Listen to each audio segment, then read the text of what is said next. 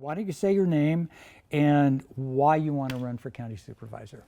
Well, my name is Tim Riley, and I'm running for county supervisor because the stresses in my local environment have become unbearable. And the more I investigate, the more I realize it's our leadership's lack of action that's causing the extra stresses. How long have you lived here in this area? And what have you witnessed both positively and negatively about our county? Well, I moved to Sacramento County originally in 2001 from Miami. Miami's population outgrew its infrastructure and it became impossible. It was very stressful to live in Miami. So my dad moved to Sacramento County in 1985, and I knew I wanted to go to business school. So I was thinking of moving to Boston, but then I would just trade one huge urban area for another huge urban area. And so my dad said, Sac State has a business school, why don't you move to Sacramento? And so I did in 2001. And when I enrolled at Sacramento State, I moved to the East Sacramento, excuse me, East Sacramento area. And then I finished there, and then after I graduated, I moved to South Natomas in 2010, and that's where I currently live. So that's been 16 years. Great. And what have you witnessed both positively and negatively about the county? Oh, the positive of Sacramento County is immense. I'm an avid bicyclist, and I'm just overwhelmed at the bicycle culture of Sacramento. I've fallen in love with the American River Bike Trail. When I went to Sac State, I parted with my car for 6 years, and I just relied on public transportation and my bicycle and walking, and I was able to function very comfortably, and it's actually an enjoyable experience. So the open air bicycle park culture of Sacramento is a gem and should be cherished, and it should be expanded. And that's what's inspiring me to run for county supervisor, is because the direction to expand the green space area is going away, and the trend is towards urbanizing green space area, and that's disturbing me. And so that's what's inspiring me to get involved. If you're elected, what would be your top 3 to 5 priorities? What would you want to get done, and rank them in order of importance? Well, very good. My platform is very clear and very spelled out. The economy, I beg your pardon, the environment is not in the top 3. The top 3 are number 1, homelessness, and number 2, we need to build a bigger jail, and number 3, we need to fund a free community college. So that's my stated platform. But my passion is the overall environment of Sacramento County residents. And the environment of Sacramento County residents really needs to be an open, green space community where getting your essential chores and your essential supplies and functioning as a resident centers around walking and bicycling and public transportation, and getting away from the stresses of cars and driving and the noise and the pollution that the urban lifestyles can generate. Can you tell us about your previous experience that qualifies you for this job? My previous experience as a computer programmer goes to the Everglades National Park, where for 20 years I programmed their research databases. The Everglades is a fragile ecosystem that requires a lot of human intervention to prevent the human interventions. And a major component of the Everglades National Park is its research division. And well, all the research data needs to go into a consolidated storage database, and that's what I provided for the Everglades. It's their relational database to store all their research measurements. And from the research measurements requires output that is understandable. So it's the combination of loading the research data and formatting it into an output format that can be used for decision making is what is my profession. Have you ever held elected office? No. Oh, well, Homeowners Association board member. But no, my career has been computer programming and database development. What do you consider the most significant environmental issues in Sacramento County? Oh, a current issue is the Upper West Side development, which is an egregious community planned in an area that's been earmarked to be a wildlife habitat. And it takes a lot of gall to flout the Endangered Species Act and 20 years of preparation for a wonderfully planned out development of green space along the Sacramento River. Natomas farmland, that you're talking about here, is relied upon for habitat and foraging by many protected species. So developers are pushing for the rezoning of 8,000 acres of this land. Do you support the crossing of the USB, the Urban Services boundary, and approving Airport South Industrial Project, the Upper West Side Project, and Grand Park? Those are the three big Natomas developments that are kind of being discussed right now. I understand. It's complicated. Well, number one, the humans are coming. During my lifetime, the population of the world will triple from 3 billion to 9 billion. At the same time, we need to live in an environment that is healthy. So the combination of those two is the conflict. In 2002, the City of Sacramento and the County of Sacramento agreed to establish a plan, a long-term Natomas Basin development plan, and they put a lot of thought into it. And they took a year to actually design and build the plan itself. The city adopted the plan. The county did not adopt the plan. And it's the county's not adopting the plan is what they're hiding behind in their attempts to develop and overrule the plan, the city plan. There's huge acreage development at stake.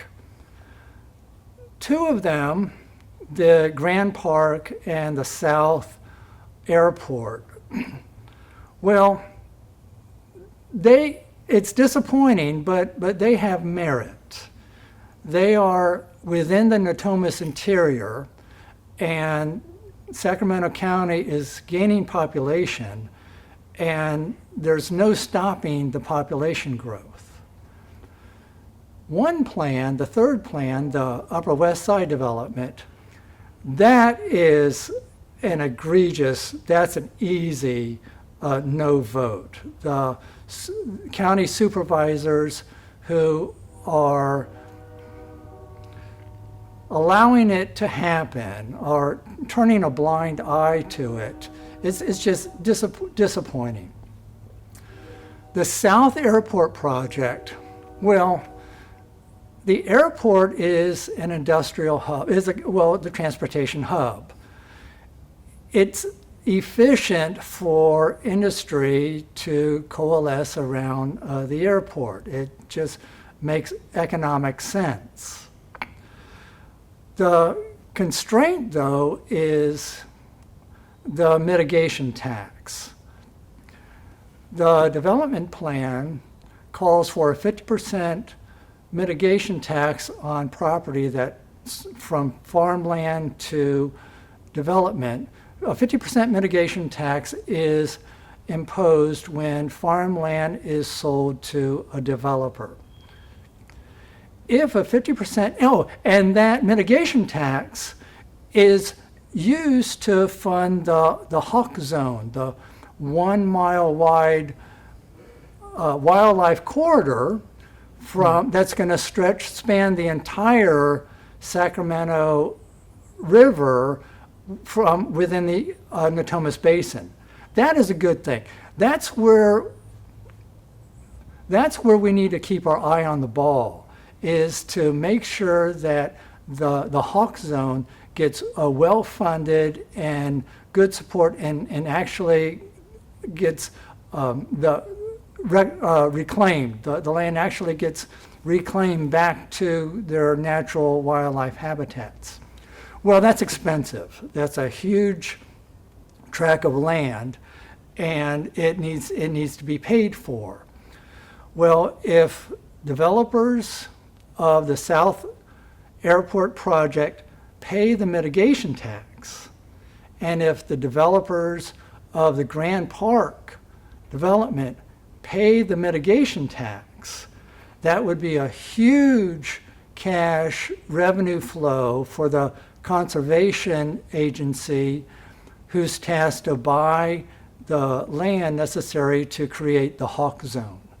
So it needs to be, we have to keep our eye on the ball to make sure we get the 1 mile wide Hawk Zone restored to the natural habitat. And well, just like the American River Parkway has this 23-mile paved bike trail, and actually another 7 miles going all the way to Folsom, just as that is a gem, I envision the same trail for the American River all the way up the Natomas Basin and into Sutter County. That would be a gem in equal magnitude as the American River Bike Trail. What is your opinion about how land use has been managed by the county? And what would you change about it, if anything, going forward? Well, they're flouting the Endangered Species Act. So that's, that's a red flag right there. Of course, as a member of the Board of Supervisors, it would be my job to work with the other 4 supervisors to change the culture, change the outlook of their viewpoints, that existing green space should be respected and preserved. The county right now has approved, the number varies a little bit, but around 76,000 possible approved housing units. They haven't been built yet. Would you support a moratorium on approving any more development areas? Not without more information. I live in South Natomas, which used to be the Azevedo Farm.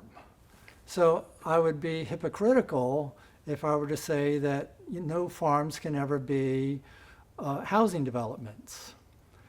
It requires a sensitivity to the balance between the needs of every human needing a bed and a room to put that bed against the needs of our earth and making it sustainable for as long as the sun will allow.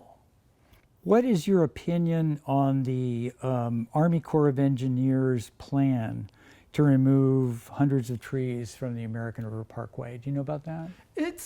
Yes, it's disappointing, but necessary. I like to think that they're being strategic in the trees that they decide. I don't think, I'm going to give them the good faith.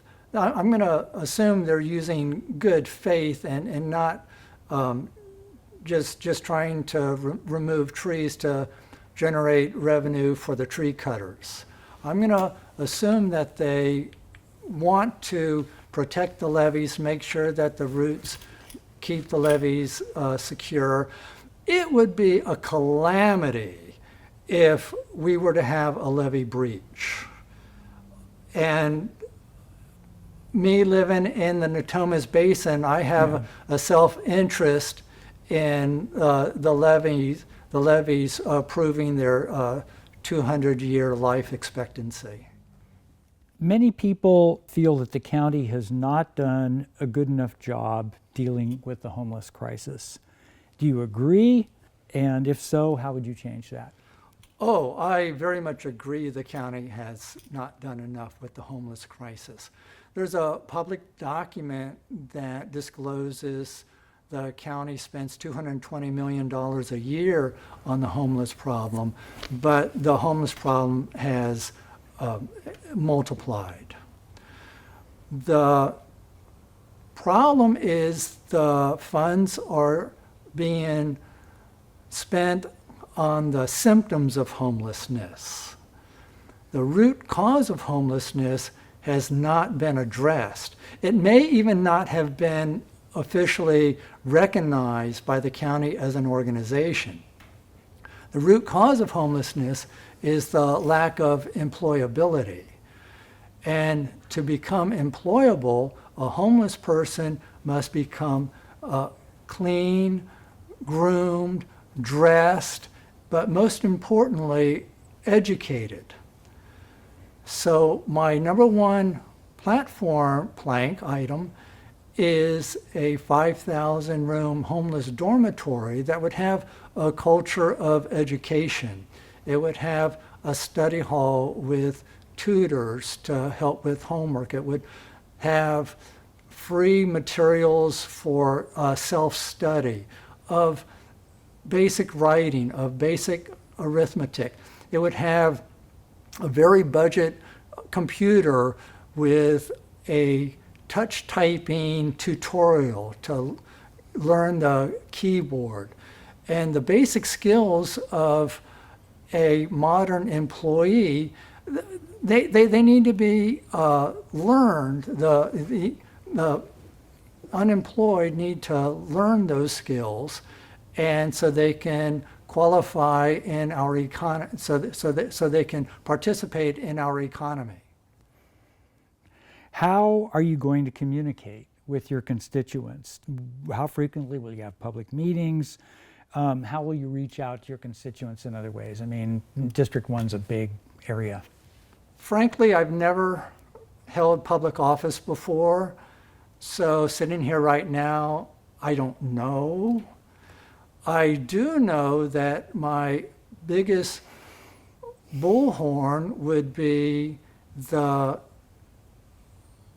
dais at the supervisors' board meetings, and that would so my answer would at this point have to be the microphone of the dais at the Sacramento County board meeting. With all the competing concerns that the county has to deal with, you know, with growth, homelessness, possibly a new jail, budget problems, you name it, the county does a million things. How are you going to stand up for the environment? Oh, it's going to be mentioned in every decision. It's going to be a component of every decision that I articulate. Every decision that I articulate is going to have an economic component, and it's going to have an environmental component. Humans need to coexist with our environment. It's two halves of the same coin. Here's a vision question. What should Sacramento look like in 25 years? It should be a city with an urban landscape that is commingled with green space and parks and places of recreation. And when I say places of recreation, it also requires organized sports. It requires leadership to attract participation in the wonderful nature, the wonderful environment, the nature of our county. So it requires a plan. You have to have a vision of the architecture and the water and the urban services which combine with the vision of recreation and getting the ability to get outdoors, and once you're outdoors, to have something useful to do that's also vigorous and allows you to expend your energy and get all your energy out of the system and release the heat that accumulates in your body. And that's what a healthy, functioning human needs to do every day. What's your opinion on infill? Of course, an obsolete building in an urban area should be redeveloped for something that is useful. And with the population growth, that usefulness usually amounts to becoming an apartment complex. It would be nice if the county could afford the demolition costs and be able to contribute to infill development by at least paying for the demolition and creating an open space for new architecture. But yes, we need to grow within and not grow out to the suburban sprawl. The population needs to consolidate, and then all the services become efficient. The transportation can become efficient. Everything is local, and you can take advantage of the economies of scale. Is there anything that you'd like to say, that I haven't covered? Or No, I appreciate the opportunity to sit before you and listen to your questions and answer them. It's a learning process for me to form the answers that I provided, and it gives me an opportunity to prioritize my thoughts and realize what's important.